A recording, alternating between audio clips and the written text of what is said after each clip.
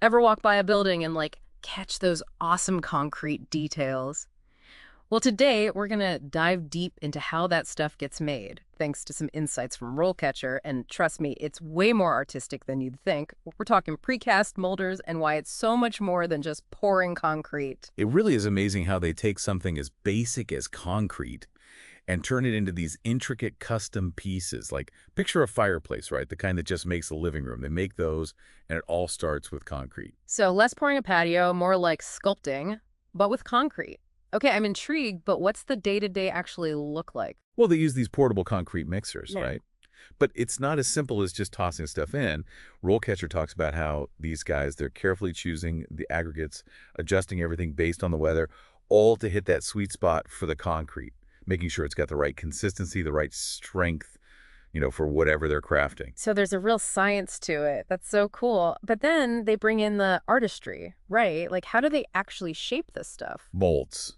And we're not talking about those little plastic trays for Jello molds. Yeah. RoleCatcher mentioned some of these things can weigh over 100 pounds, like seriously heavy duty. Wow. Okay, so they're wrestling with these massive molds and pouring concrete. I'm guessing this isn't a desk job? Definitely not. RoleCatcher's pretty upfront about the physical side of things. These guys are on their feet all day, lifting those heavy molds, and often working outside, rain or shine. It's demanding for sure. But there's got to be a real sense of satisfaction at the end of the day, right?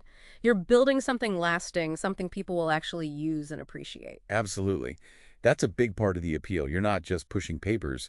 You're creating something tangible. That fireplace, that's going to be someone's cozy spot for years, and they had a hand in making it. That's got to feel good. And that sense of accomplishment, really comes through in RoleCatcher's research.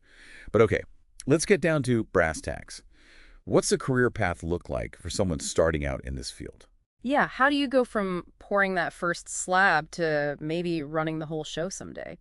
Rollcatcher seems to think there's a pretty clear progression. You start entry level, right? Right. And one thing I thought was cool, they don't just throw you to the wolves, it's more of an apprenticeship. Oh, interesting. So like learning the ropes from the pros. Exactly. RoleCatcher gave this example of like learning to use a pneumatic hammer. Oh, yeah, for smoothing out the concrete, right? Yeah. But you're under supervision at first, getting the hang of it before they let you loose on a big project.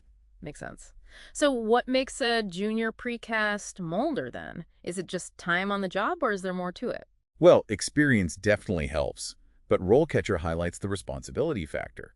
Like, a junior molder might get to tackle those patio blocks we talked about earlier, but they'd be in charge of making the forms, figuring out the dimensions, making sure the concrete sets right, all that jazz. Wow, so they're not just following orders anymore. They're actually like problem solving, using their brains.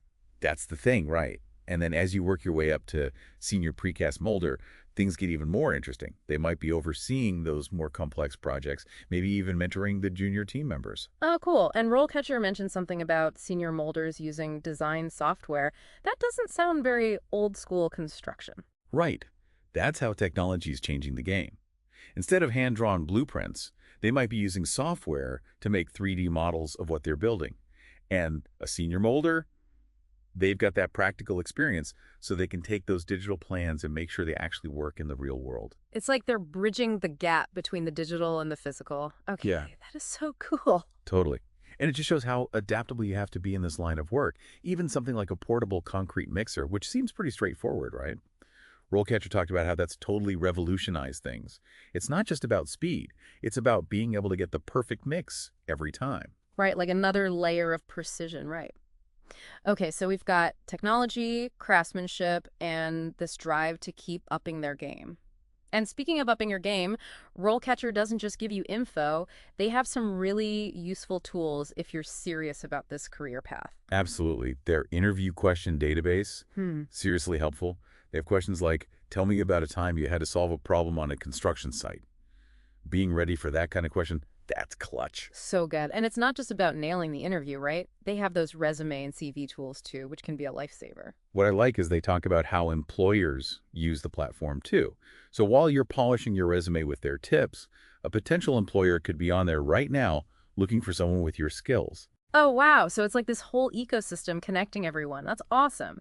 But before we go too far down that rabbit hole, I want to circle back to something that keeps popping up. 3D printing. Ah, yes, the elephant in the room. Or maybe we should say the concrete printer in the room.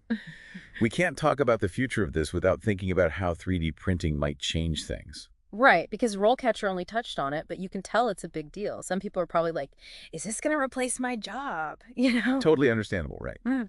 But I think it's more nuanced than that. What if, instead of replacing jobs, 3D printing actually makes them even better? Like imagine a senior molder with all their knowledge, but now they got this technology to create designs that were impossible before. So instead of being afraid of it, you embrace it and use it to take your craft to a whole other level. Exactly. You could create those intricate molds we've been talking about, but with insane detail, way faster than traditional methods. It's like you're not just a molder anymore, you're like a concrete magician. Right. The possibilities are pretty mind-blowing. And the cool thing is, it's not just about pushing the boundaries of what's possible artistically, right? RoleCatcher mentioned how 3D printing could cut down on waste big time. Huge. Yeah. You're using only what you need, so it's better for the environment, and it saves money. Everybody wins. Exactly. So we're looking at this future where technology and craftsmanship work together, making everything even cooler. And it's not just precast molding either. This whole idea of using tech to boost those traditional trades, that's huge across the board. RoleCatcher talks about it a lot. It's about being willing to adapt, to learn new things, which honestly is good advice for any job, right? 100%. Things are changing fast, and platforms like RoleCatcher, they give you the tools and info you need to keep up. To kind of like carve your own path, just like those molders we've been talking about. Exactly. So if you're listening to this and you've ever seen like a really cool concrete building and thought, wow, how'd they do that? Hopefully, this deep dive gave you a little peek behind the curtain. It's not just about the final product, it's the skill, the creativity, the people who made it happen. And hey, maybe it even got some of you thinking, hey, maybe I could do that, whether it's precast molding or something else that sparks your interest. Because we've learned that these aren't just jobs, they're careers where you can be creative, solve problems, and, make your mark on the world, one awesome concrete creation at a time. And on that note, I think it's time to wrap things up. Hopefully we've given you all plenty to think about. Until next time, keep exploring, keep those brains engaged, and remember, the coolest stuff is often right around the corner, just waiting for you to find it.